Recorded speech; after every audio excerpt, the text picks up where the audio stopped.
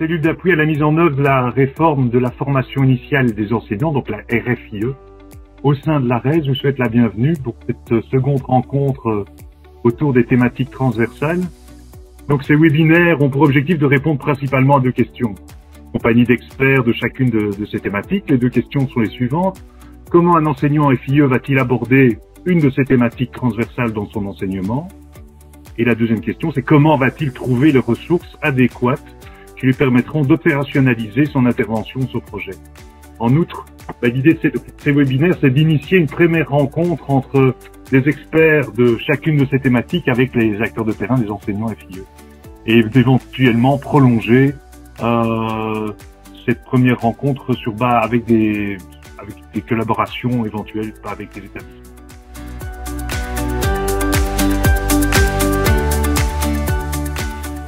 Le webinaire de la semaine précédente était consacré à l'éducation à la citoyenneté mondiale. Celui de la semaine prochaine, le mercredi prochain, abordera l'égalité des chances.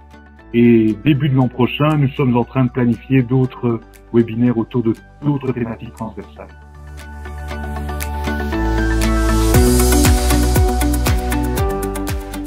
Aujourd'hui, nous allons aborder la thématique de l'éducation aux médias, comme l'a dit Laurent, en compagnie des membres du Conseil supérieur de l'éducation aux médias, donc le CSEM, ainsi que de différents centres de ressources d'éducation média de la Fédération Wallonie-Bruxelles.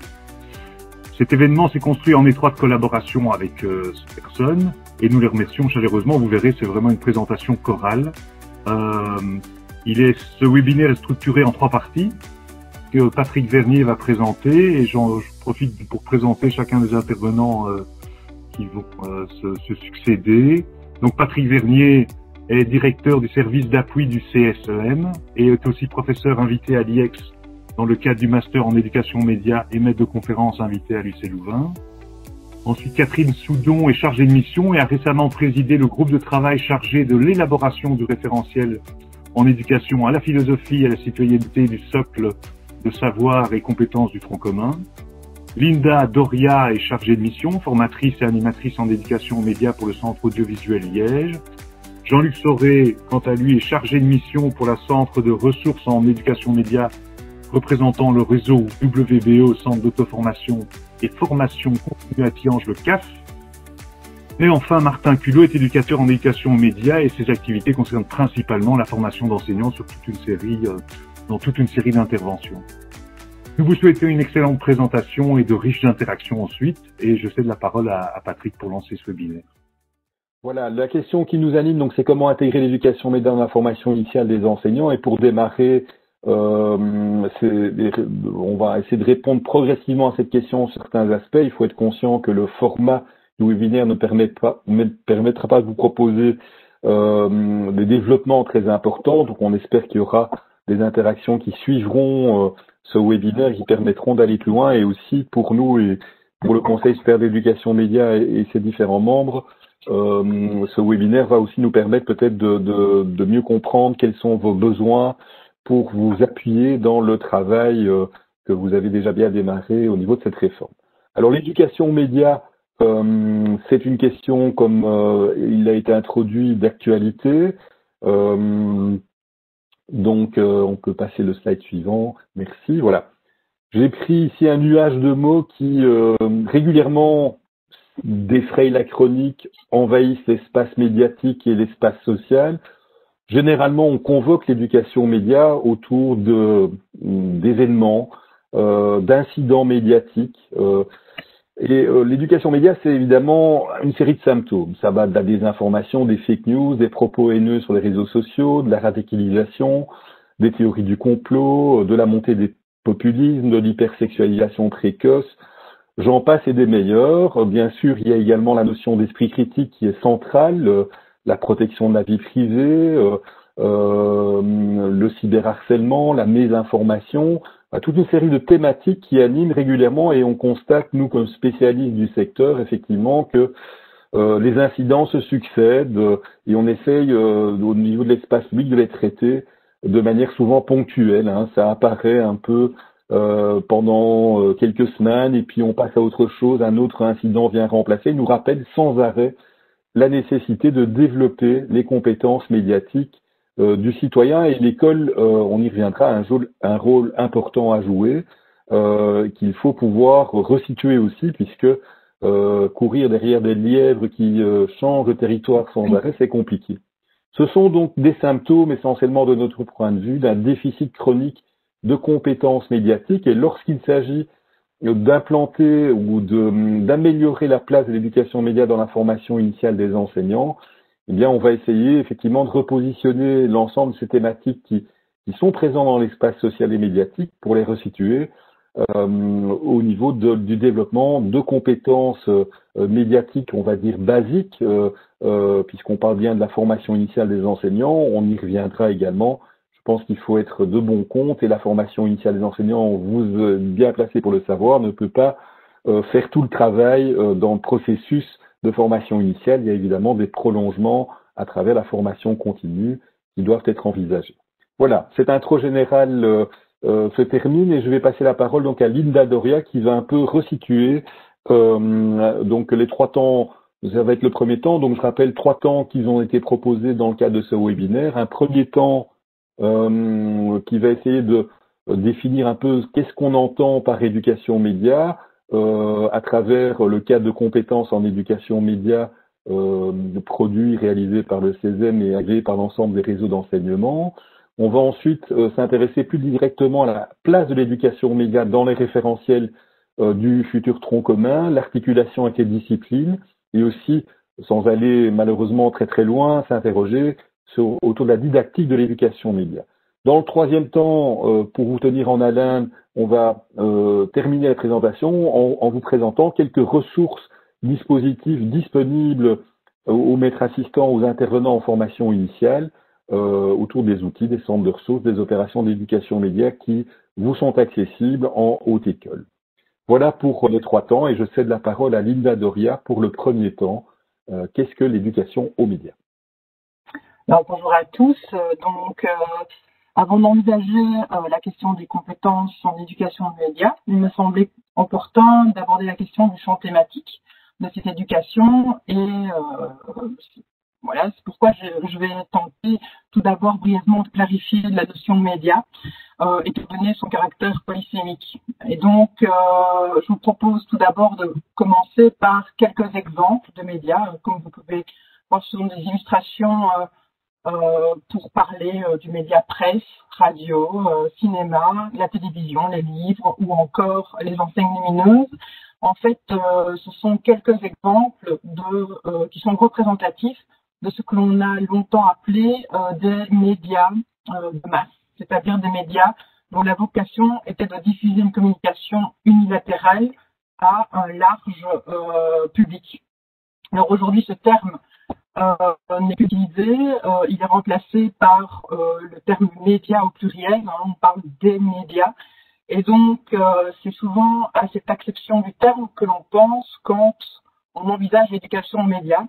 Or, l'éducation aux médias, c'est très vaste, et donc ça va du smartphone à Internet, des jeux vidéo aux applications, ou encore à tout objet connecté, que ce soit la montre ou le frigo connecté. Et donc, l'éducation aux médias a pour champ thématique aussi bien ce qu'on pourrait appeler les médias traditionnels que les nouvelles technologies de l'information et de la communication.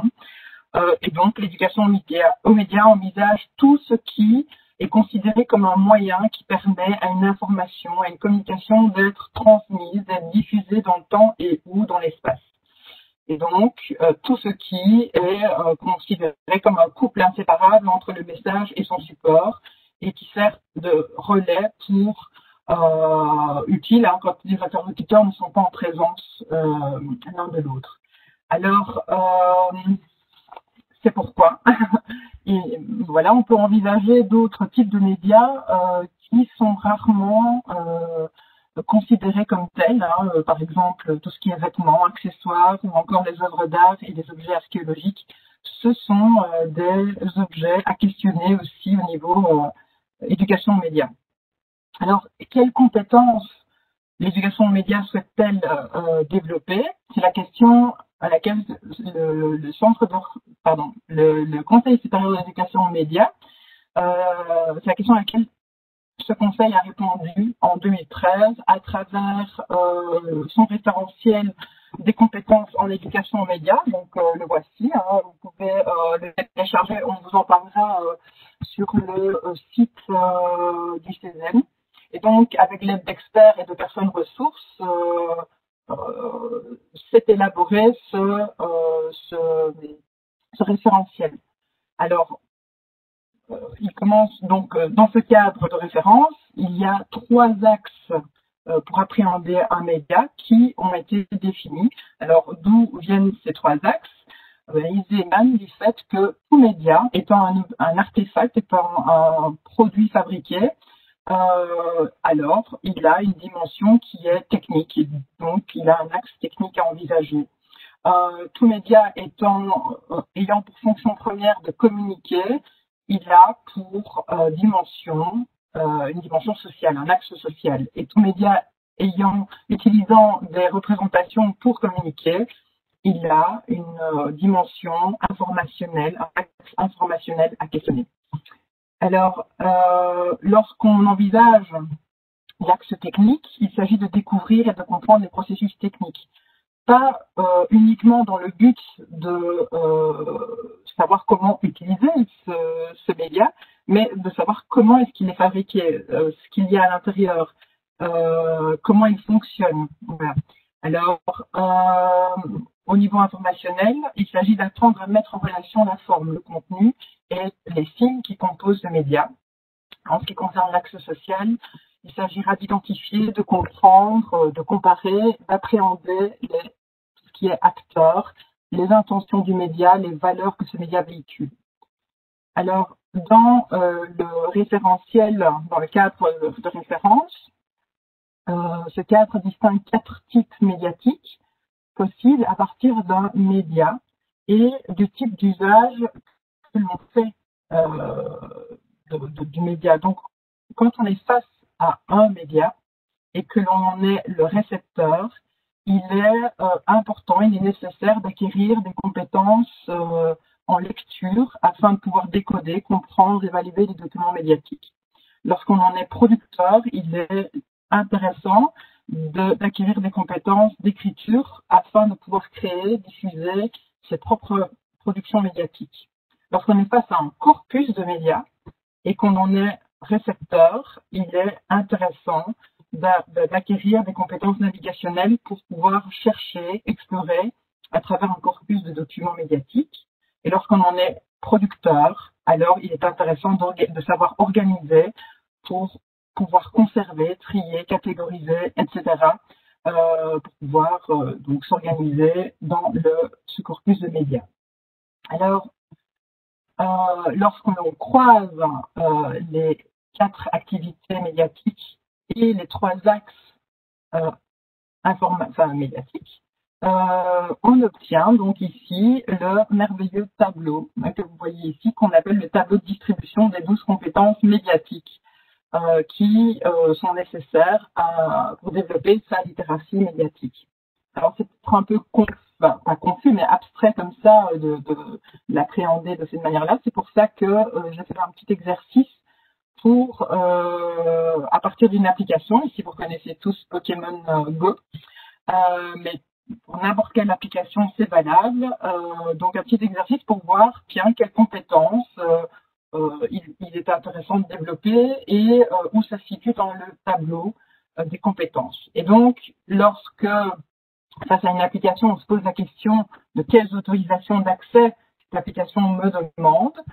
Lorsqu'on parvient à trouver le lieu où on va obtenir cette réponse, ou lorsqu'on parvient à retirer, à refuser certaines de ces autorisations parce qu'elles nous semblent abusives.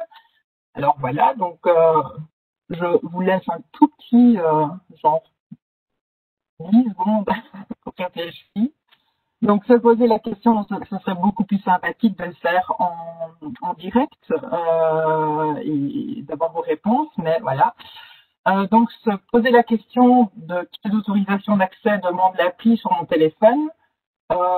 Pour faire ça, les compétences exercées sont des compétences au niveau lecture, au niveau technique et social. Alors, pour parvenir à trouver le lieu où l'on obtiendra cette réponse, il faut développer des compétences navigationnelles au niveau technique et savoir retirer, refuser certaines de ces autorisations. Je suppose que vous avez trouvé qu'il s'agissait de compétences organisationnelles au niveau informationnel et technique. Alors, comme je sens que vous êtes pris au jeu, je vous propose encore 3 compétences possibles à développer face à une application. Par exemple, lorsqu'on est apte à évaluer que cette application me demande des autorisations qui sont abusives, c'est-à-dire elle ne devrait pas me demander ces autorisations-là par rapport à l'usage que j'en fais. Lorsqu'on recherche une application du même type parce qu'on s'est rendu compte que l'application me demandait des autorisations abusives et on cherche une application du même type qui correspond plus à nos valeurs et à nos attentes. Et imaginons qu'on ne trouve pas du tout ces applications. Alors peut-être qu'on a certaines compétences pour pouvoir créer soi-même cette application. Et voilà comment ça se distribue au niveau des compétences du cadre de référentiel. Donc être apte à évaluer les autorisations abusives, alors c'est parce qu'on a développé des compétences en lecture au niveau informationnel et social.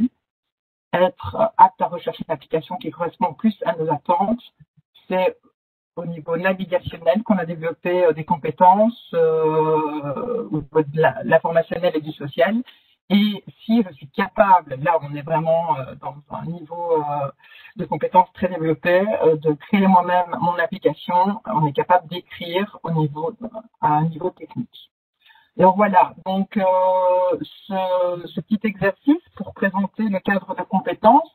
Ce qui se passe avec le cadre de compétences, c'est que oui, voilà, il n'est pas nécessaire d'attendre ce tableau ou ce référentiel pour faire de l'éducation aux médias. On en fait d'une certaine manière, de manière intuitive, lorsqu'on est amené soi-même ou lorsqu'on amène d'autres personnes à se poser des questions, à avoir une réflexion méta sur les usages que l'on fait des médias que l'on utilise au quotidien. Et donc, ce tableau, la valeur, l'intérêt qu'il a, c'est d'être assez large, d'être assez exhaustif et de permettre en fait d'aller plus loin, de dépasser on va dire cette éducation aux médias intuitive et d'envisager des choses que l'on n'aurait pas imaginé envisager, des questions qu'on n'aurait pas imaginé se poser. Alors, ce cadre peut paraître il est fort exhaustif et donc il est à double tranchant parce qu'il permet d'englober la plupart des questions de l'éducation aux médias, mais ça peut rebuter parce qu'on a tendance peut-être à considérer qu'il faudrait envisager toutes les compétences lorsqu'on crée une activité d'éducation aux médias. Or, c'est pas du tout le cas. Donc voilà, c'est juste un cadre qui permet de savoir ce qu'on fait et d'envisager des questions à poser face à un média. Voilà. Alors, je passe la parole à Patrick, qui va envisager le contexte et les enjeux de l'éducation média dans la formation initiale de l'enseignement, des enseignants. Merci Linda. Voilà, donc je vais un peu baliser effectivement la place de l'éducation média dans la FIE. Je vous rappelle aussi qu'il y a un outil qui, je pense, s'appelle Paul à votre droite également, avec un petit sondage qui vient de se clôturer. On va y revenir dans un instant avant de lancer le sondage suivant. Voilà, l'éducation média dans la formation initiale des enseignants, mais il faut partir de l'existant. Et n'hésitez pas aussi à réagir, à compléter ce que je vais exposer, ou si vous avez des questions dans le chat, on les reprendra systématiquement à la fin des présentations. Donc la situation jusqu'à aujourd'hui ou à peu près, mais c'était le fameux cours d'AMTIS, apport des médias et des technologies de l'information et de la communication en enseignement, qui était présent dans les grilles horaires, dans la forme initiale de la formation initiale des enseignants, une grille horaire minimale qui prévoyait des heures, donc 60 heures, 2 fois 30 heures. Alors ce qu'on a pu constater au fil des années, puisque cette place de l'éducation aux médias à travers le cours d'AMTIS, qui s'appelle d'ailleurs parfois différemment en fonction des établissements scolaires, des départements pédagogiques des hautes écoles, ça couvre à la fois la formation aux outils numériques, technologiques et l'éducation média, avec des accents parfois très différents. Nous, ce qu'on a pu observer en étant régulièrement en contact avec des enseignants en haute école, c'est que les stratégies ou les politiques pédagogiques des différentes hautes écoles étaient parfois très différentes. Parfois, ce cours était entièrement orienté vers la manipulation des outils techniques, des logiciels, de la suite Office, de savoir faire un PowerPoint, que sais-je, etc. Parfois beaucoup plus ancré vers des dimensions d'analyse critique des médias, voire dans certains cas des formations en production médiatique, c'est-à-dire qui permettent aux futurs enseignants eux-mêmes de mobiliser des médias pour s'exprimer avec leurs futurs apprenants dans différents contextes. Des situations de terrain donc très diverses, un cours sur le numérique, dans certaines autres écoles, il y a eu des initiatives assez intéressantes de semaines décloisonnées et transdisciplinaires dans lesquelles il y avait des activités, des ateliers d'éducation média, où ces heures étaient quelque part rassemblées dans des activités transversales. Donc il y a vraiment un large panel de pratiques existantes. Ce que l'on a pu constater aussi, vous en êtes peut-être victime, témoin dans une certaine mesure, c'est que au fil des ans, en tout cas dans notre observation de ce qui se passait, c'est ce que je vais appeler avec un anglicisme, un turnover très rapide des enseignants. Comme c'est des ensembles d'heures souvent complémentaires, on constatait que on avait face à nous, dans les réseaux qu'on a essayé de créer, des enseignants qui, au bout de 2 ans, perdaient ces heures-là. Ce que ces heures étaient parfois utilisées pour compléter l'horaire d'un autre enseignant, donc toute chose effectivement légitime d'une certaine façon, mais qui rendait la continuité, le développement de l'expertise en haute école parfois compliqué. Donc je pense que c'est un enjeu aussi dans le périmètre de la réforme de la formation initiale des enseignants, peut-être de stabiliser un tout petit peu parce que c'est un domaine complexe, on l'a vu avec l'ensemble des compétences qui sont visées par l'éducation média, qui nécessitent une expertise, une formation, une pratique de plus en plus développée quelque part. Et donc il y a là un enjeu, en tout cas clairement aussi, de spécialiser des enseignants pour permettre de développer cette expertise. Slide suivant. Alors, le décret FIE, donc qui est le cadre réglementaire ou légal, on va dire, qui indique la nécessité, dans le cadre de la mise en œuvre de cette réforme, de faire une place à l'éducation média. Vous le savez, effectivement, on n'est plus dans des grilles horaires minimales, et donc c'est à la charge de chaque établissement d'élaborer ces grilles horaires pour rejoindre les attendus. Je reprends ici ce qui est présent dans le décret cadre, dans les profils d'enseignement qui seront élaborés dans chaque établissement. Mais il va falloir prendre en compte, c'est le 3e alinéa de ce point-là, la communication verbale et non verbale en situation de classe et dans d'autres situations professionnelles, et l'éducation média, dont notamment la littératie médiatique, les techniques de l'information et de la communication, où on reste dans un ensemble qui doit articuler ce que nous appelons les dimensions techniques avec les dimensions informationnelles et sociales, qui est le véritable enjeu de l'éducation média, d'éviter de transformer dans les profils d'enseignement un axe essentiellement technique visant à maîtriser les outils, sans envisager ou sans les articuler aux dimensions informationnelles et sociales dans les activités de lecture critique et d'écriture, c'est-à-dire de production médiatique. Voilà un peu le cadre. Alors avant de rentrer vraiment dans le concret, ce que dit aussi le décret 4, c'est que dans l'élaboration de vos programmes, les établissements vont devoir développer cela en lien aussi avec des contenus repris dans le décret également, à savoir en articulant l'éducation média pour ce qui nous concerne avec les savoirs et compétences disciplinaires, avec l'épistémologie des disciplines concernées, la construction des liens entre et à travers différentes disciplines, dans une perspective de développement durable et solidaire et développement d'une culture commune. Donc on voit bien que le positionnement ou le repositionnement de l'éducation média est, on peut le qualifier franchement de transdisciplinaire, et c'est d'ailleurs, je dirais, un écho ou un miroir à la situation actuelle de la place de l'éducation média dans les référentiels, les futurs référentiels, puisque non seulement on implémente actuellement, et vous en êtes les acteurs principaux, une réforme de la formation initiale des enseignants, mais parallèlement, il y a également l'implantation progressive d'une réforme de l'enseignement. Et donc l'articulation fait que nous-mêmes, en tant qu'experts en éducation média, nous naviguons dans une certaine forme d'incertitude, et probablement que ça va être le cas pour beaucoup d'entre vous. On doit faire face à cette incertitude puisque ces référentiels vont se développer dans le temps. Alors j'en profite avant de passer la parole à Catherine Soudon qui va essayer de baliser un peu la place de l'éducation média dans les référentiels, de revenir un peu au sondage qui s'est clôturé.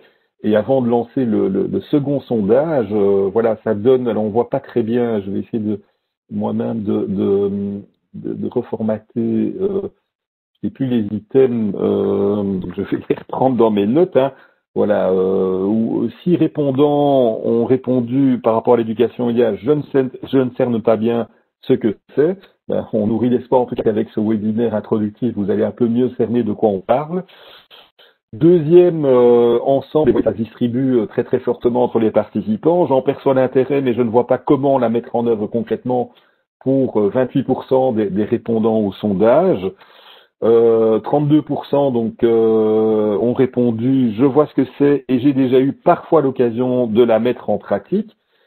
Et enfin, 20% d'entre vous, on va dire une minorité, vous voyez très bien ce que c'est et vous l'appliquez régulièrement dans ces cours. Donc voilà, ce que indique ce sondage en tout cas, c'est que une diversité que je pense qui traduit la diversité de situations sur le terrain avec des niveaux d'expertise différents. Et effectivement, ça ne s'acquiert pas en un webinaire d'une heure qui relève un peu de la sensibilisation. On reviendra évidemment sur ces éléments. Je pense qu'il y a aussi probablement une nécessité de permettre à des enseignants qui sont au tout début de la démarche et qui doivent encore cerner de quoi on parle, peut-être d'interagir un peu plus avec ceux qui ont développé des pratiques pédagogiques beaucoup plus intensives. Voilà pour le sondage 1. On va lancer le sondage 2 dans quelques minutes. Mais on reviendra dessus et je cède la parole à Catherine Soudon. Merci, bonjour à tous, bonjour à toutes. Donc on va envisager ensemble quelques éléments au sujet de la place de l'éducation aux médias. Alors on va envisager la place de l'éducation aux médias dans le paysage scolaire actuel.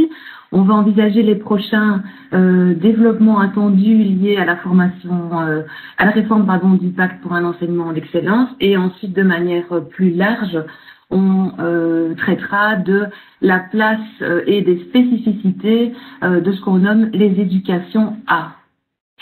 Alors pour commencer, évidemment, décret fondateur, le décret mission, qui pour la première fois dans l'histoire scolaire définit des objectifs assignés donc à tous les élèves et à tous les enseignants, dans lesquels on retrouve des notions comme développement de l'autonomie, place active dans la société, responsabilité citoyenne, capacité à contribuer à la société, et évidemment ces finalités, ces objectifs du décret mission rejoignent, vous allez le voir très étroitement, les finalités de l'éducation aux médias, puisque l'éducation aux médias a pour finalité de rendre chaque citoyen actif, autonome et critique envers tout document ou dispositif médiatique dont il est destinataire ou usager.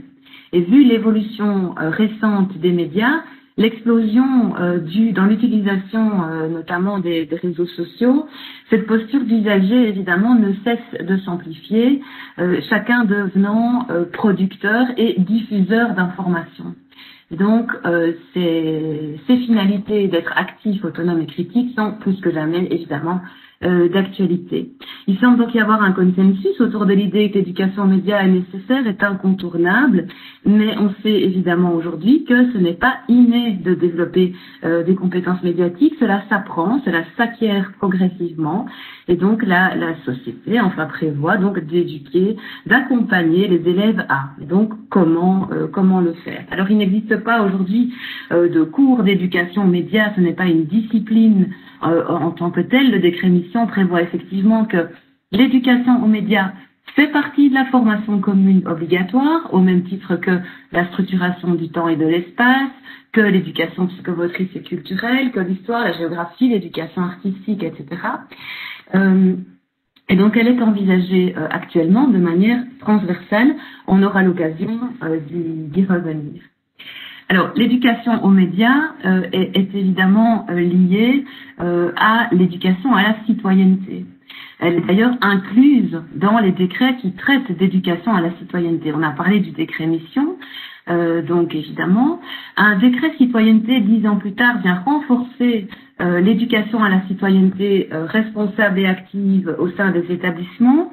Et ce décret prévoit donc de renforcer dans les établissements scolaires la connaissance du fonctionnement et du rôle des médias comme étant une des dimensions reconnues comme nécessaires à l'acquisition de références pour la compréhension de la société.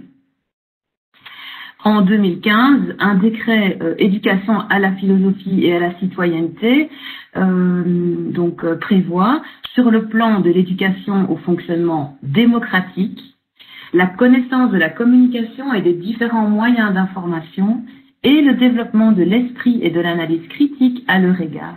Donc on voit évidemment que l'éducation aux médias et l'éducation à la citoyenneté sont liées de manière très proche et qu'elles constituent également toutes les deux des éducations A. Alors, de manière un peu plus large, une éducation A comprend un rapport au savoir particulier, compte en commun en fait ces éducations A. Vous avez traité la semaine dernière de l'éducation à la citoyenneté mondiale, on peut penser donc à l'éducation à la philo de la citoyenneté, on pense à l'éducation média, on peut penser à l'éducation à la santé, à d'autres formes d'éducation A.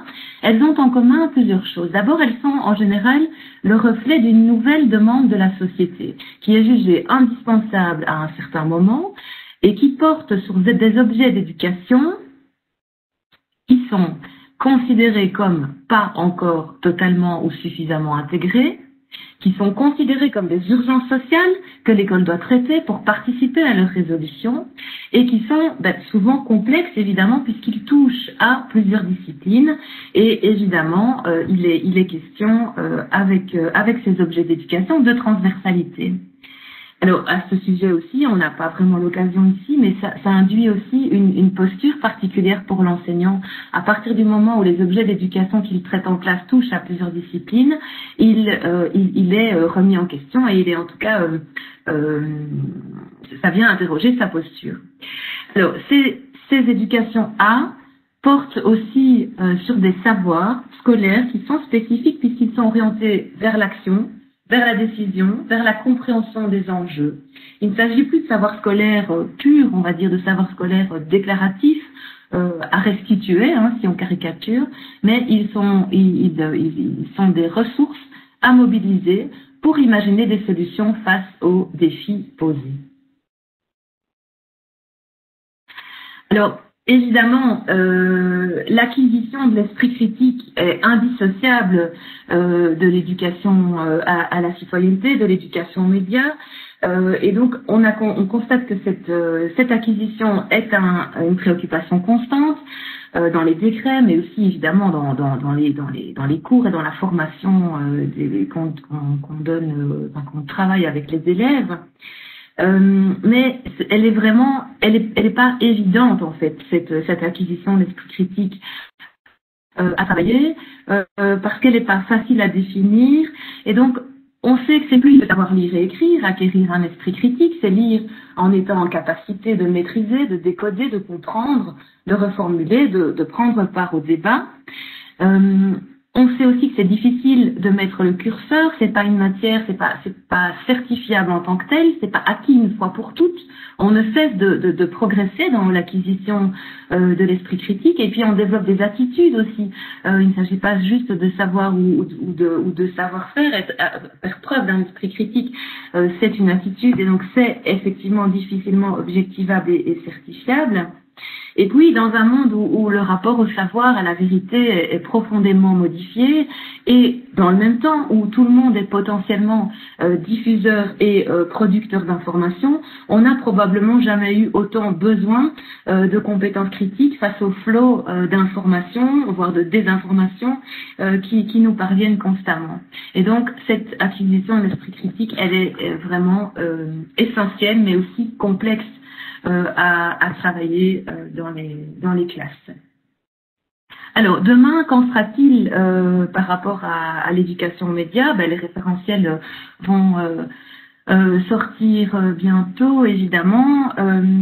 Ce qu'on peut déjà en dire, c'est qu'il y a quelques points d'ancrage qu'on a identifiés comme étant des axes qui peuvent être donc identifiés par rapport à l'implémentation de l'éducation aux médias. Donc, tout d'abord, les contrats d'objectifs, donc qui sont les plans de pilotage élaborés par les équipes pédagogiques, par chaque établissement scolaire, et qui peuvent comprendre un ou plusieurs objectifs visant à développer l'éducation média ou l'éducation au numérique dans l'établissement. Et donc, on peut avoir un ancrage au niveau de l'éducation média en équipe pédagogique pour l'ensemble de l'école. Alors, il y a évidemment un ancrage dans les domaines transversaux, puisque ces domaines transversaux dans le tronc commun, donc qui sont au nombre de 3, comprennent de nombreuses compétences et attendus qui sont liées à l'éducation média, et notamment le plus évident, on va dire, c'est peut-être des fondamentaux liés à la pensée complexe, à la recherche documentaire et au traitement de l'information. Ce n'est évidemment pas lié à une seule discipline, ce sont des compétences transversales. Il y a aussi, aux côtés des domaines transversaux, les domaines disciplinaires. À nouveau, on ne va pas nommer tous les endroits où on peut retrouver l'éducation média. Potentiellement, des compétences d'éducation média peuvent s'acquérir dans les disciplines, dans toutes les disciplines. Toutefois, peut-être pointer quelques points d'ancrage. Donc, le premier, c'est celui qui concerne les compétences initiales, donc le référentiel tout fraîchement sorti, et il prévoit explicitement, il est prévu dans l'avis 3 du pacte explicitement, de renforcer l'esprit critique face aux médias dès la maternelle. Et à cet effet, mes collègues en parleront tout à l'heure au niveau des ressources, mais nous allons sortir dans les jours qui viennent une brochure qui comprend des pistes d'activités qui sont à mettre en œuvre, qui sont comme des possibilités donc offertes aux enseignants de maternelle pour pouvoir développer des activités d'éducation média avec leurs élèves depuis la première maternelle jusqu'à la 3e maternelle. Donc, mes collègues vous en donneront plus d'informations tout à l'heure. Alors, l'éducation aux médias apparaît comme un objectif dans le domaine sciences humaines. Donc, ce domaine qui est sciences humaines s'appelle aussi formation historique, géographique, économique et sociale, et parallèlement à un autre référentiel, donc éducation à la philo et à la citoyenneté. Ces deux référentiels doivent intégrer aussi un objectif d'appréhender l'éducation aux médias, y compris numérique, et poser un regard critique sur l'information. Alors, il y aura aussi certainement des points d'ancrage dans le tout nouveau référentiel, la toute nouvelle discipline, formation manuelle, technique, technologique et numérique, puisque évidemment la formation au numérique comprend au niveau du référentiel des questions qui touchent bien sûr à l'éducation média, notamment l'identité numérique, notamment des compétences de critique, et donc là il y aura un ancrage qui sera certainement exploitable. Il y a évidemment l'éducation culturelle et artistique, il y a le cours de français, et 3 petits points, parce qu'évidemment ce n'est pas limitatif. Des compétences d'éducation média peuvent potentiellement, comme je l'ai dit, donc s'acquérir dans toutes les disciplines.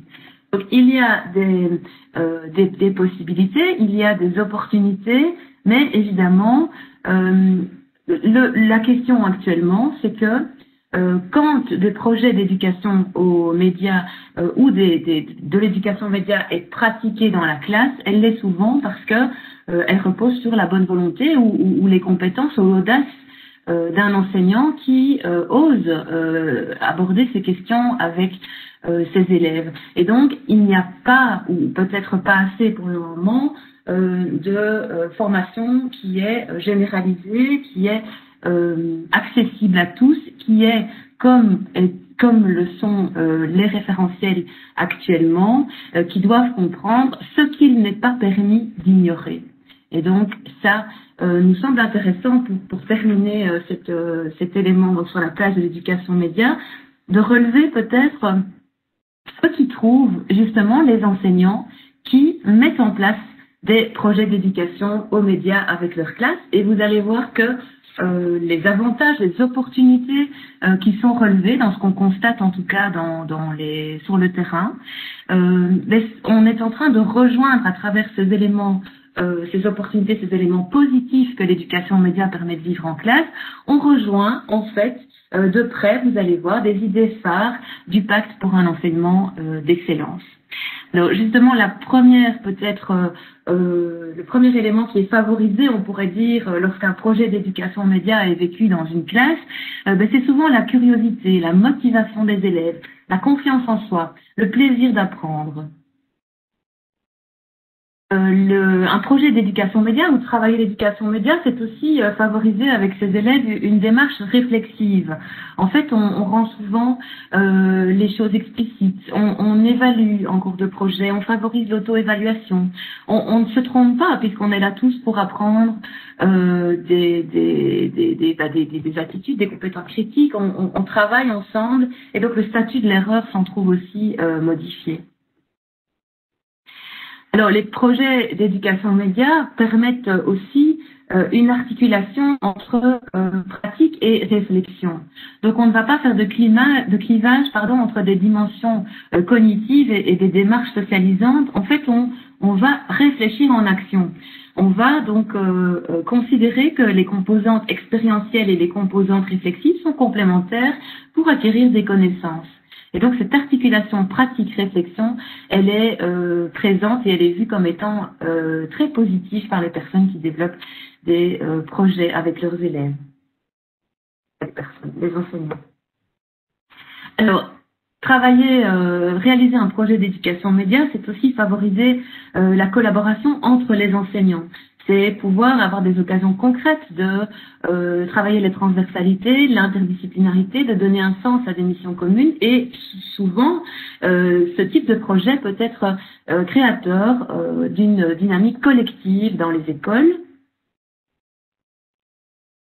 Alors évidemment, la collaboration entre les élèves, puisqu'ils travaillent en co-construction, ils réalisent des productions, donc il y a une réalisation tangible, les élèves sont acteurs de leur projet et souvent donc l'incidence est positive sur le climat scolaire, le climat dans la classe. Et enfin, une vision émancipatrice, puisque mener ce type de projet permet de mieux comprendre le monde complexe dans lequel nous vivons, d'y jouer un rôle actif, de se sentir inclus dans cette société et évidemment de développer l'esprit critique.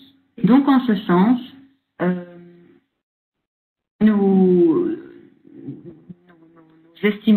constatons que mettre en œuvre l'éducation aux médias, c'est dans ces classes, c'est aussi facilitateur donc d'idées phares reprises dans le pacte pour un enseignement d'excellence.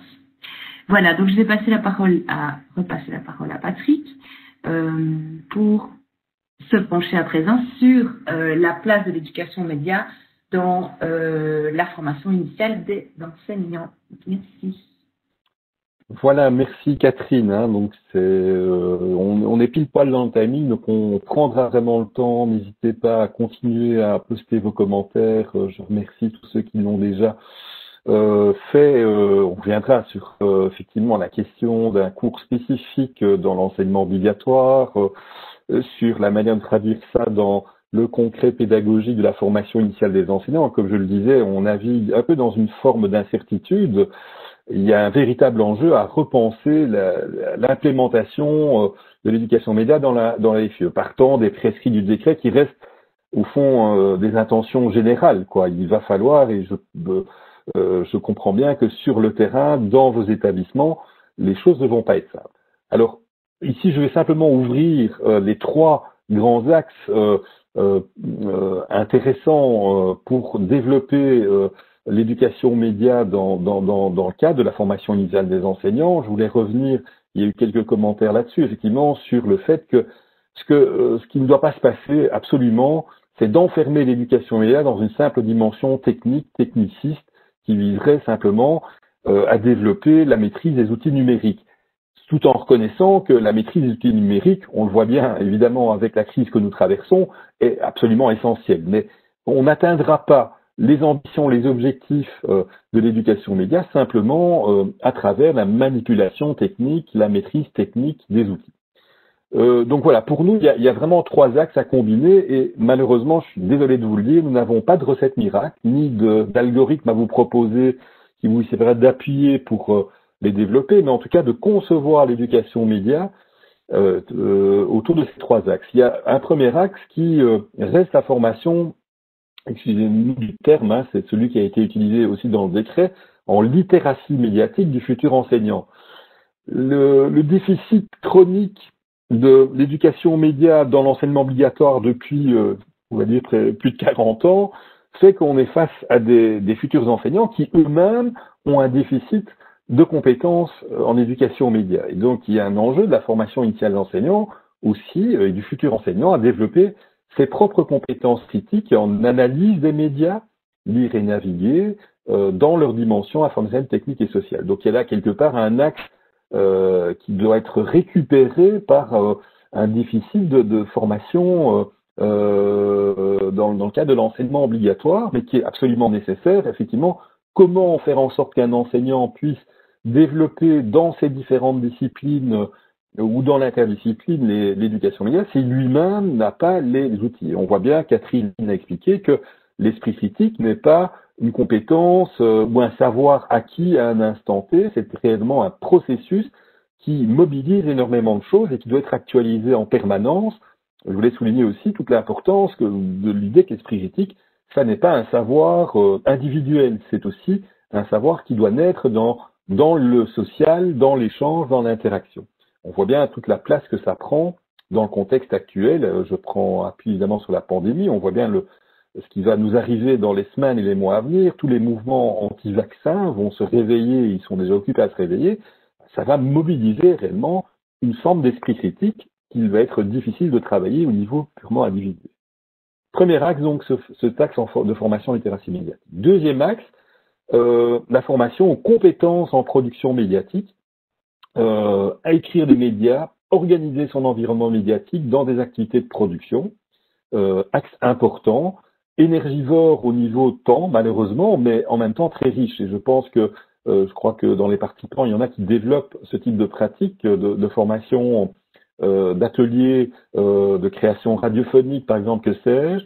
On voit bien que c'est un axe important qu'il faut pouvoir mobiliser. Et c'est là que le lien se fait avec la mobilisation des compétences purement technologiques, puisque pour pouvoir produire du média, on va devoir effectivement utiliser des outils. Donc là, il y a un axe de convergence entre la dérive purement techniciste et l'éducation critique aux médias dans le sens analytique du terme, où la production peut rassembler ces 2 éléments par des activités pratiques. Et enfin, le troisième axe, et là c'est plus un point d'interrogation, on en discutait avec l'ARES, peut-être qu'il faudra réfléchir à des webinaires plus spécialisés ou qui reviendront là-dessus, c'est la formation didactique. C'est l'enjeu de la formation initiale des enseignants, c'est-à-dire non seulement être formé soi-même, être littéré du point de vue médiatique, être capable de produire du média, mais c'est aussi développer une forme de didactique transdisciplinaire en articulation avec les disciplines enseignées à travers des projets transdisciplinaires. Cet axe, pour nous, doit faire partie intégrante des unités d'enseignement disciplinaires développant des aspects didactiques. En tout cas, c'est la manière, en tout cas, dont on peut l'envisager, c'est de former à la didactique de l'éducation média à l'intérieur de différentes disciplines, conjointement à développer une forme de didactique de l'éducation média dans les unités d'enseignement qui mettront l'éducation média, si pas au cœur, en tout cas dans les axes principaux de ces unités d'enseignement. Voilà un peu les trois axes. Je voulais terminer en disant, au fond, quand on doit fonctionner et bricoler sur le terrain où on a un espace-temps limité, moi je dirais, voilà, l'axe 1 et l'axe 2 sont deux entrées qui sont des portes d'entrée tout aussi valables l'une que l'autre. Donc je pense qu'une formation aux compétences à travers la production médiatique peut, si on y prend soin en tout cas, si on est attentif, s'articuler avec une formation en littératie médiatique et vice-versa. Donc voilà, ces deux axes sont extrêmement complémentaires et on peut choisir des stratégies différentes suivant la nature voilà, de votre haute école, le type de formation, voilà, en maternelle, les éducateurs spécialisés, que sais-je. Donc là, les axes peuvent être, je dirais, priorisés différemment en fonction de vos réalités pédagogiques. Voilà pour cette première réflexion, en tout cas, mais tout est encore à construire, donc là nous en sommes bien conscients. Malheureusement, je me répète, nous n'avons pas de programme précis qui nous suffirait de les appliquer pour s'en sortir.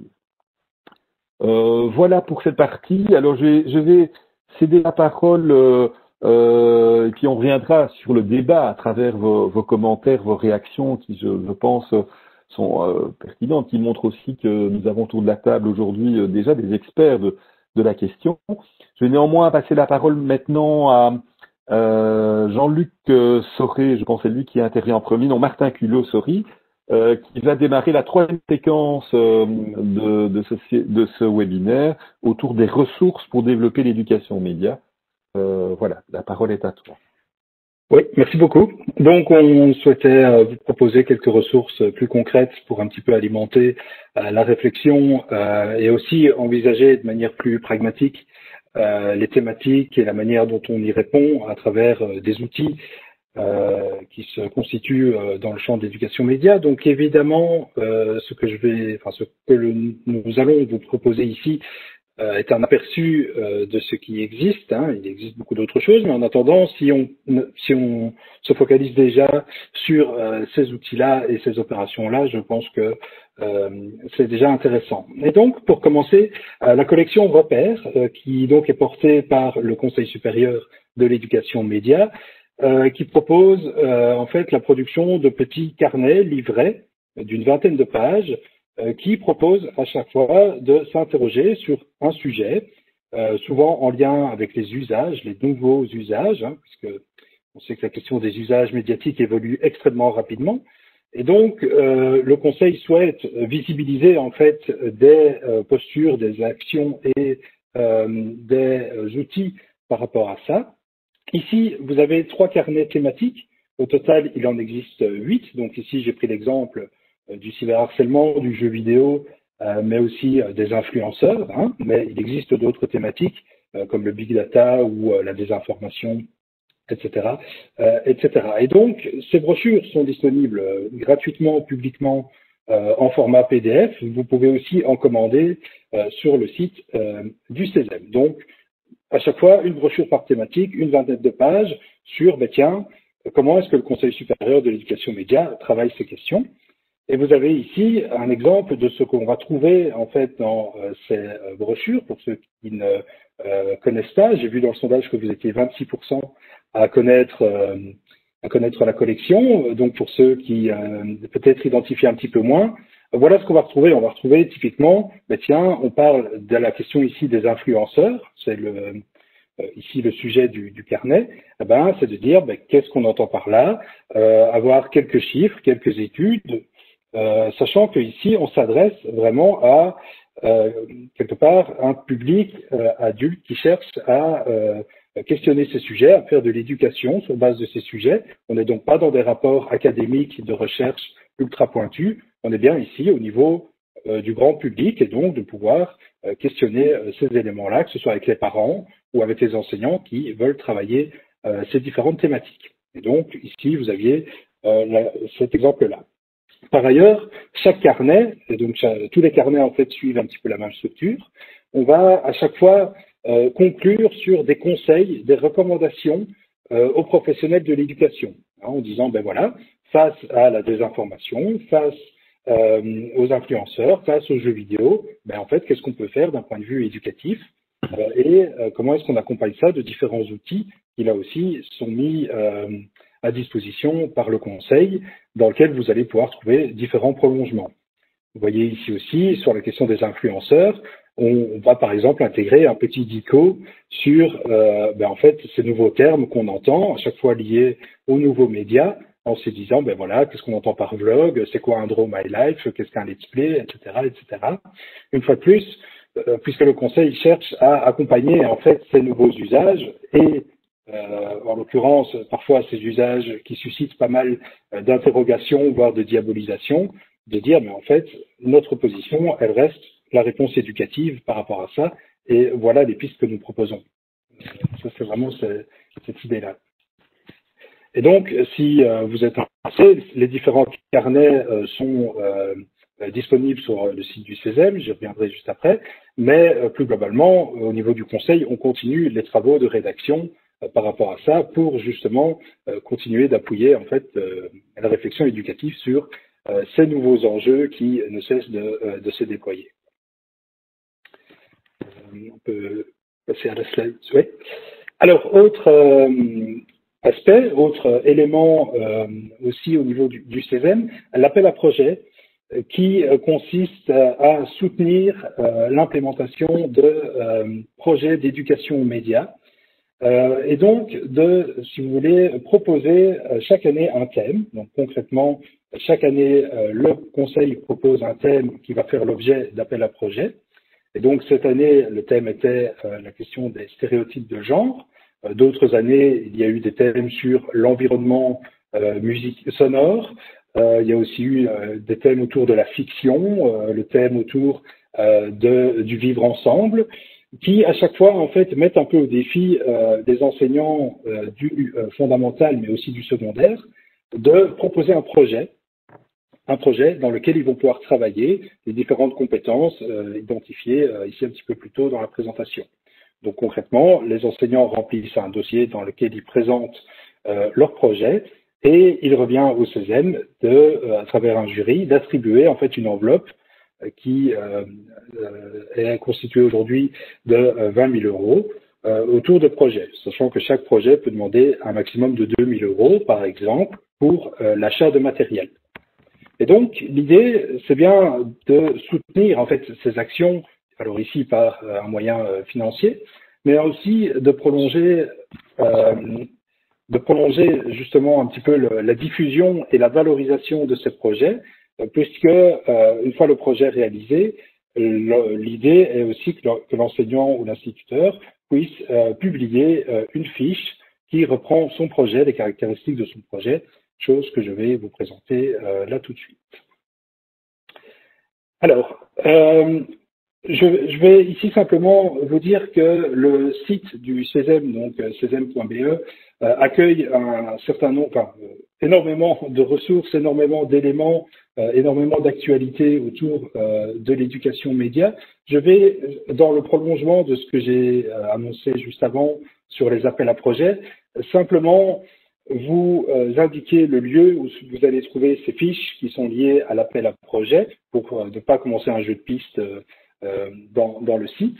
Et donc, vous avez dans l'onglet communauté tel qu'il apparaît ici, la proposition ici des fiches activités qui est disponible dans le piano, voilà, ici entouré en rouge, dans lequel vous allez trouver très concrètement toutes les productions liées aux appels à projets et donc tous les témoignages, si vous voulez, et parfois les résultats concrets, à savoir l'émission radio, le court-métrage ou autre, liés à l'appel à projet.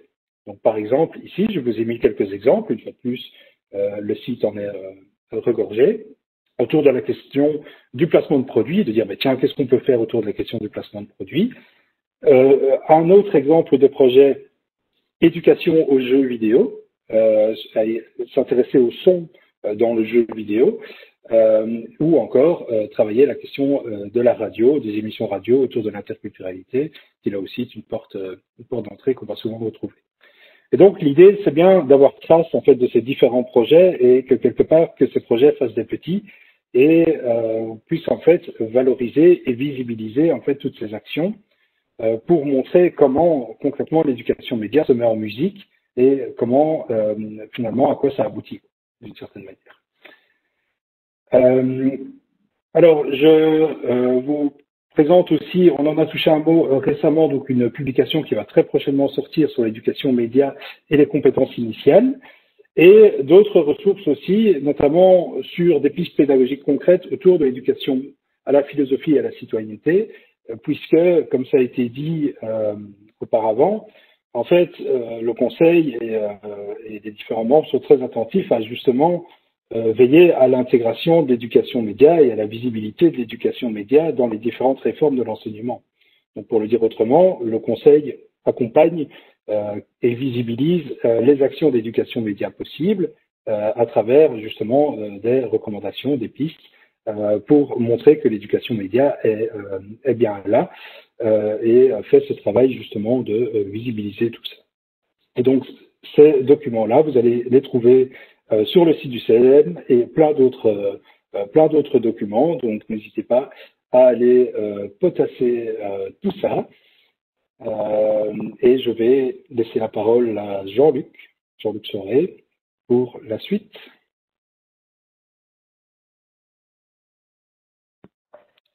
Voilà, bonjour.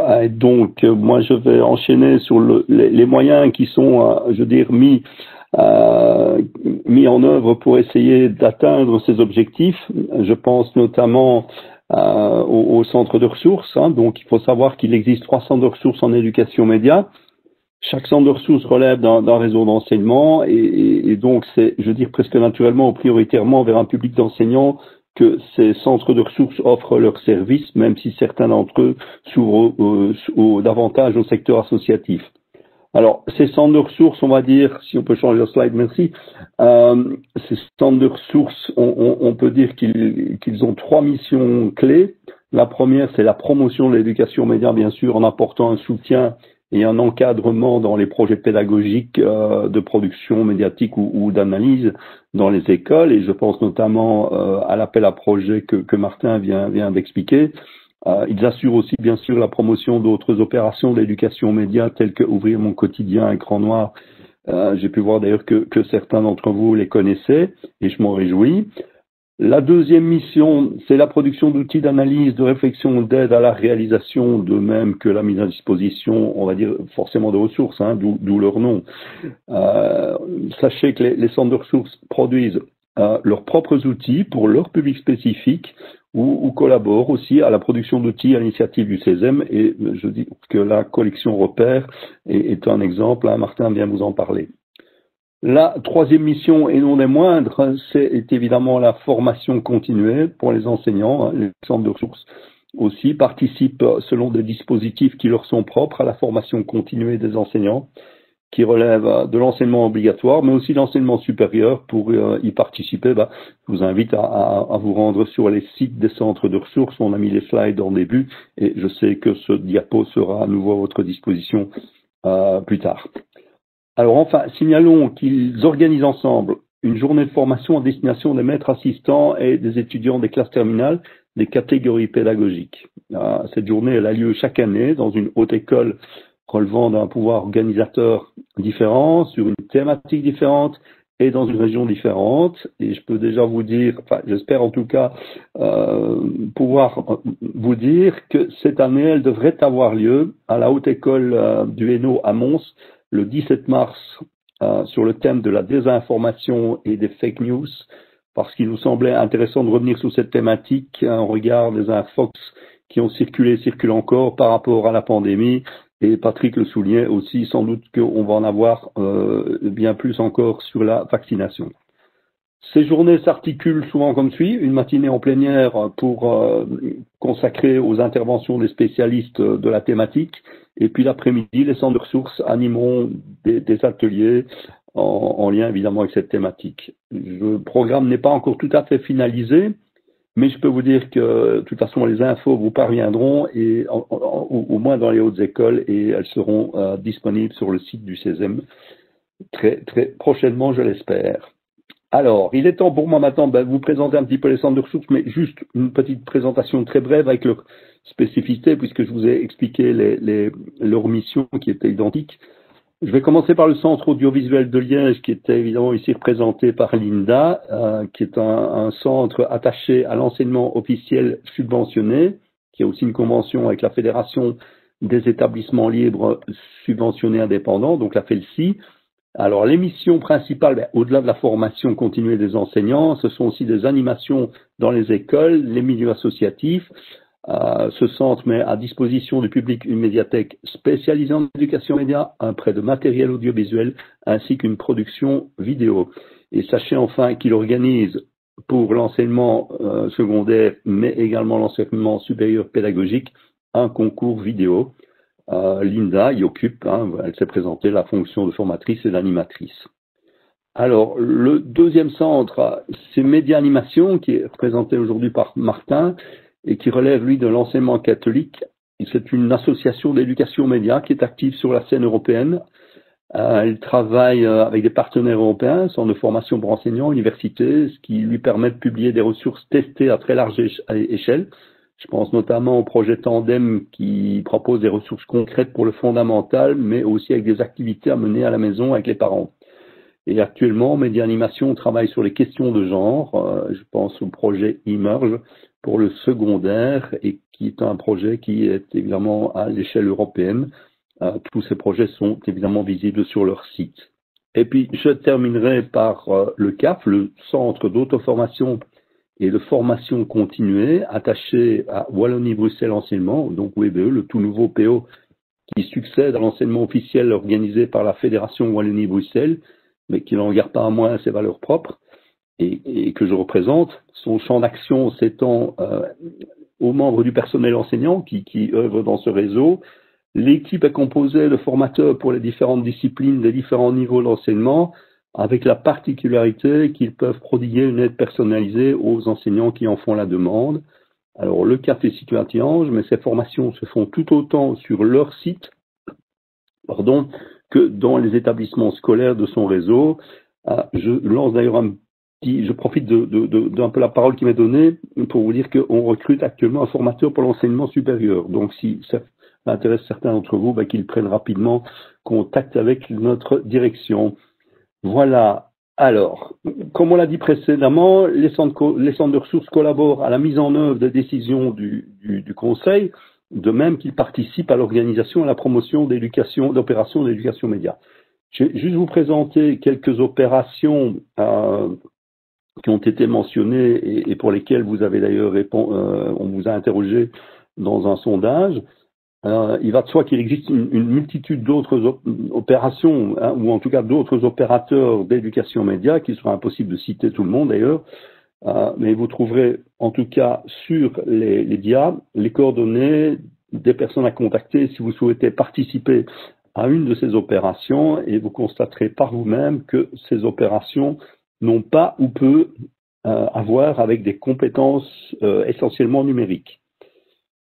Donc, le sondage nous a indiqué que 57% d'entre vous connaissaient Ouvrier Mon Quotidien, donc c'est effectivement une opération de grande ampleur puisqu'elle touche de près l'enseignement secondaire et l'enseignement primaire.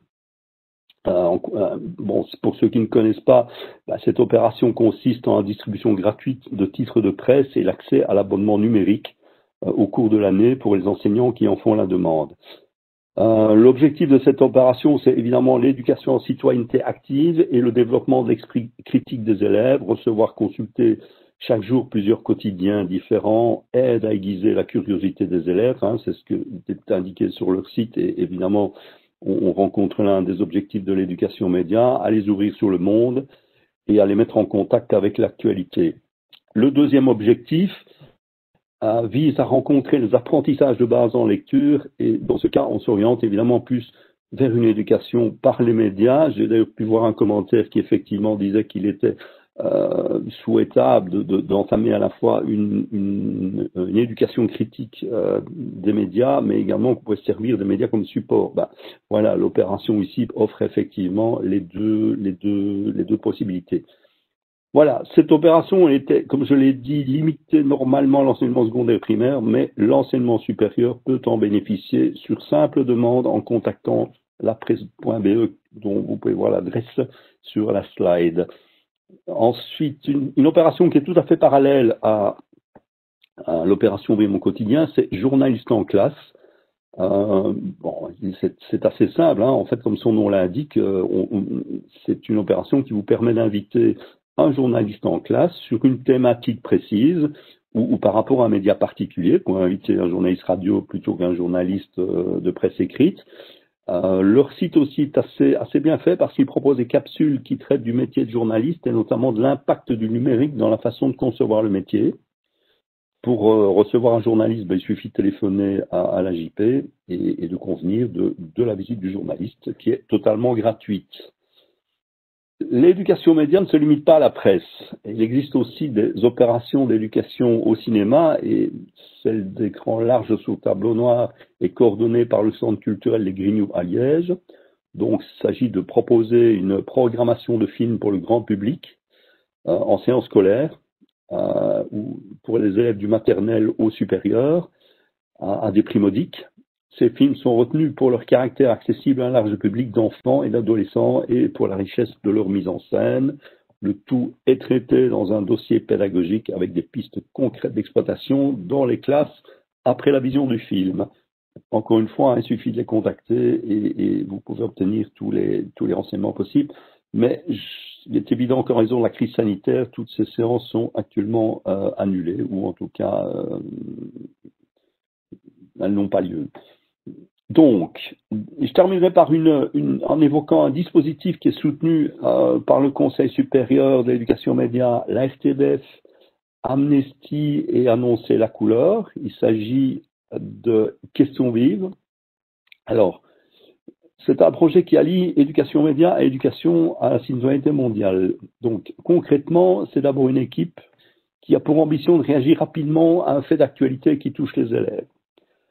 Dans les 36 heures qui suivent un événement majeur susceptible d'avoir des répercussions en classe, une fiche est envoyée aux enseignants, en tout cas aux enseignants qui se sont inscrits préalablement, et cette fiche propose des pistes de réflexion visant à dépasser les émotions vécues par les élèves en tant que tels pour ouvrir une réflexion, prendre de la hauteur et penser les faits.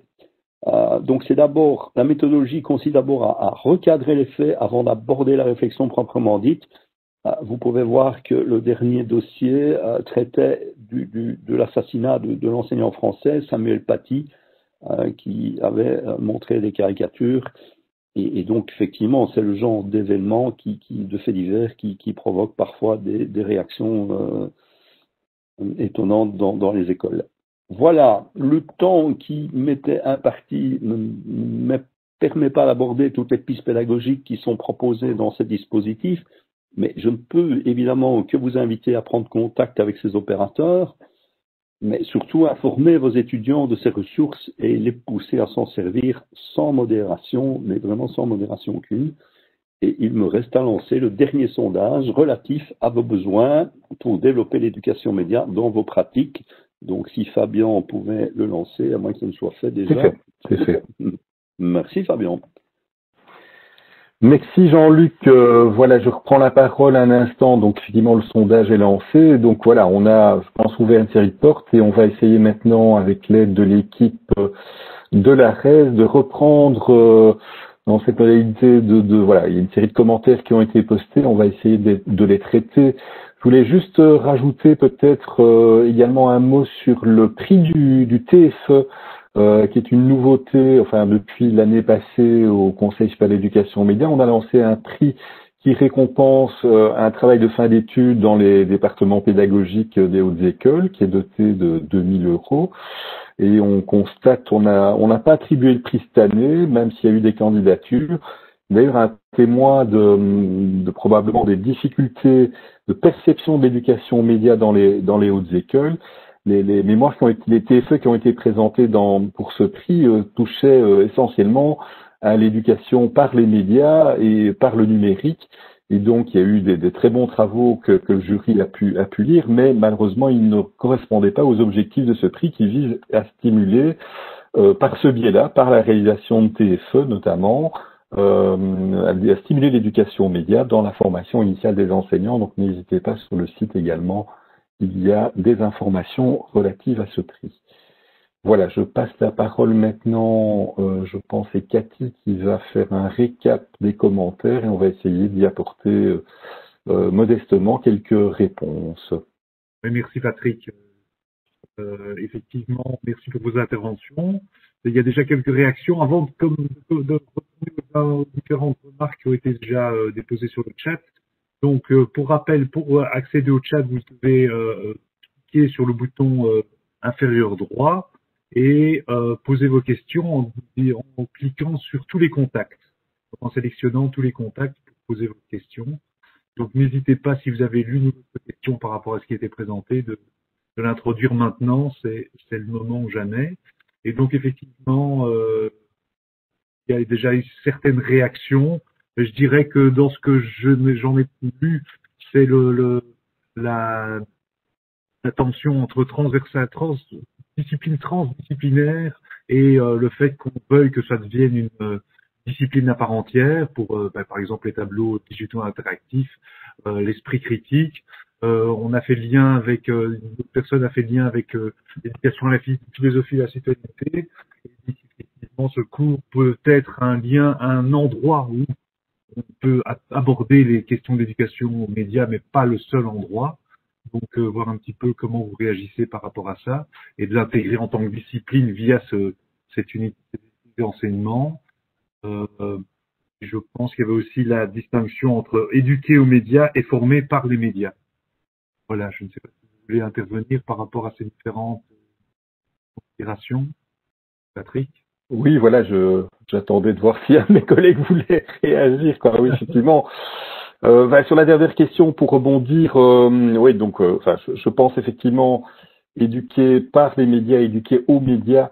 Alors, il faut distinguer ces deux objectifs qui ne sont pas les mêmes, mais dans la réalité pédagogique, il est évident que les deux s'articulent. Donc, pour faire de l'éducation aux médias, on a besoin de mobiliser des médias. Donc, c'est aussi en ce sens que développer l'éducation média dans la formation initiale des enseignants permet de rejoindre aussi ces deux objectifs. Le problème que nous constatons, c'est, j'en parlais au niveau du prix du TFE, c'est que on se limite parfois beaucoup trop à l'éducation par les médias. Donc il y a vraiment une nécessité de développer ça. Ça se traduit alors au niveau de l'enseignement obligatoire. Il y a eu des commentaires effectivement sur la place de l'éducation aux médias dans l'enseignement obligatoire. Effectivement, le cours d'éducation à la philosophie des sexualités n'est pas le cours d'éducation aux médias. Il y a une place évidemment importante. Moi, je voulais apporter un commentaire, mais mes collègues peuvent compléter. Il y a en tout cas une volonté réaffirmée, notamment des ministres compétents. Je vois qu'il vient d'y avoir un message à l'équipe Glatini, mais une volonté en tout cas de renforcer dans les travaux en cours la place de l'éducation aux médias dans les domaines disciplinaires qui ont été, qui là malheureusement ou heureusement, j'en sais rien, sont maintenant fixés. Je veux dire, on va plus modifier le périmètre de la réforme de l'enseignement. Il ne va pas y avoir de création d'un cours dans l'enseignement obligatoire. J'entends bien l'éducation aux médias.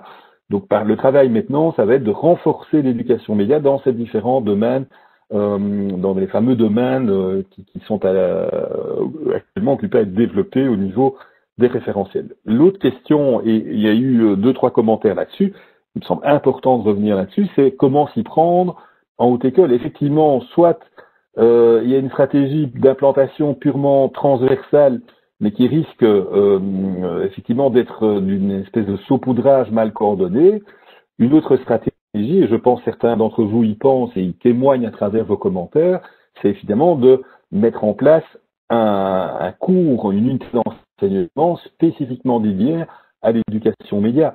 Je pense, et si je ne m'abuse en tout cas, mais contredisez-moi, que en tout cas dans la réforme de la formation initiale des enseignants, rien n'interdit à une haute école de choisir cette stratégie-là, c'est-à-dire d'implanter dans les grilles horaires une unité d'enseignement spécifiquement dédiée à l'éducation aux médias, articulée avec évidemment d'autres objectifs. Donc voilà, les stratégies sont ouvertes et sont à la liberté des établissements de choisir la meilleure manière de développer ça.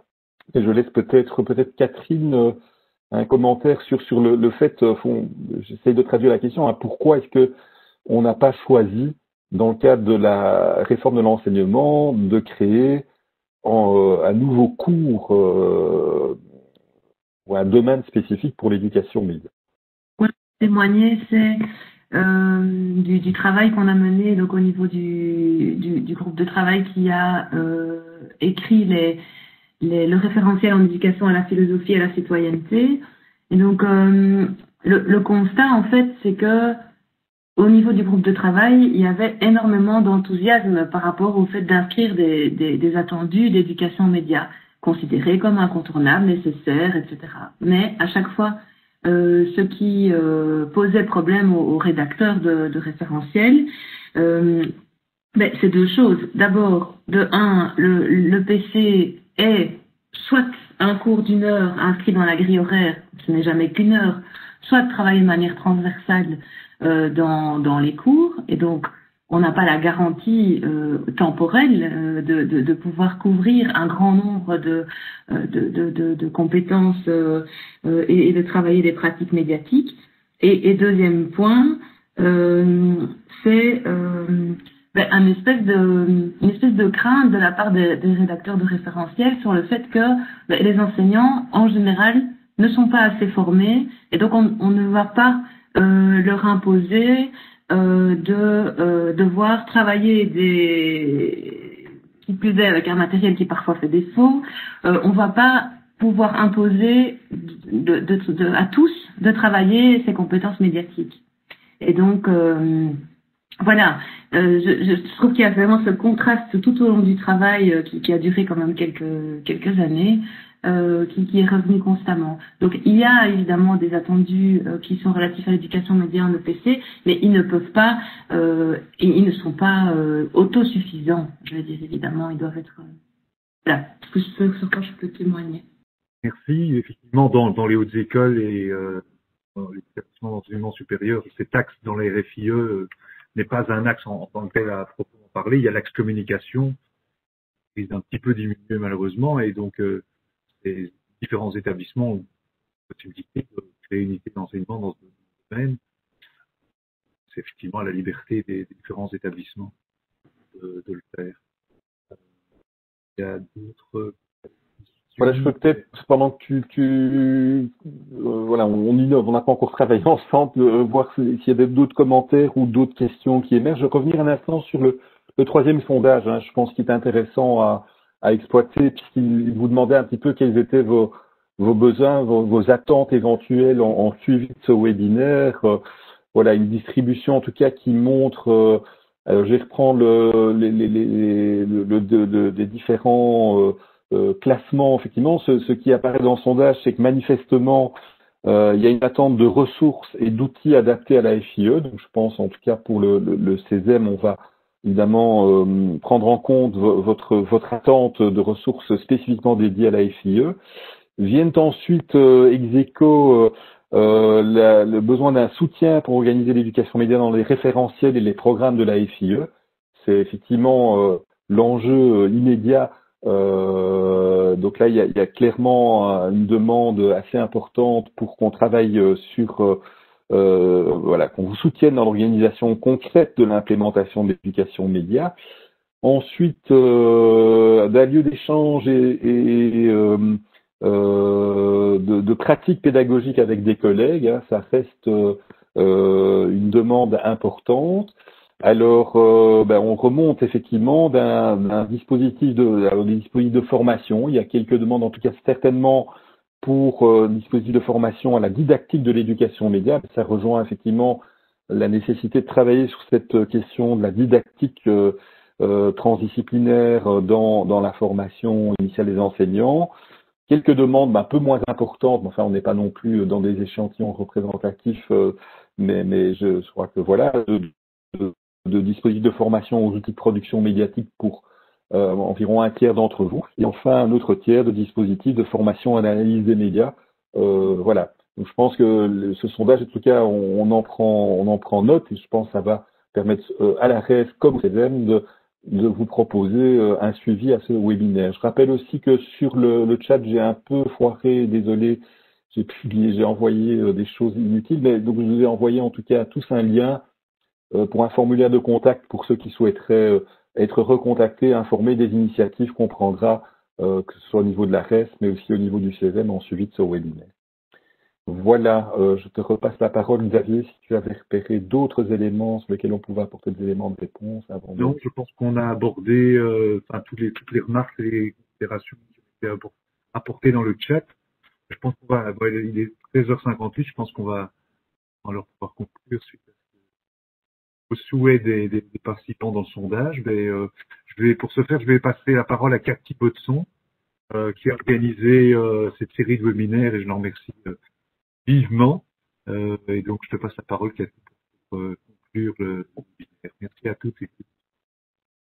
Voilà, donc je vais rapidement conclure pour pas vous monopoliser encore pendant des heures. Je voulais remercier tous nos petits intervenants, donc Patrick, Catherine, Linda, Jean-Luc et Martin. Merci beaucoup pour votre investissement, pour les nombreux mails échangés et les nombreuses visios qu'on a organisées pour préparer ce webinaire. C'était vraiment très intéressant. Je pense que vous avez réussi à bien mettre en lumière l'importance de l'éducation aux médias dans le monde scolaire. Et le fait que vous ayez pu partager les différentes ressources que vous mettez en place est vraiment très précieux pour notre public. Je voulais également remercier les participants qui, malgré la distance et les difficultés à pouvoir interagir, ont quand même pu donner leurs petits commentaires ou poser des questions via le chat et répondre au sondage. Pour la suite, il y a un troisième webinaire, c'est Quadrimètre aussi, qui est organisé mercredi prochain. Je vous invite à aller sur notre site internet que je vous mets maintenant dans le chat pour vous y inscrire si ce n'est pas encore fait. Vous pouvez également vous inscrire à notre newsletter si vous souhaitez davantage d'informations sur la réforme de la formation initiale des enseignants. Merci beaucoup encore à tous et belle fin de journée.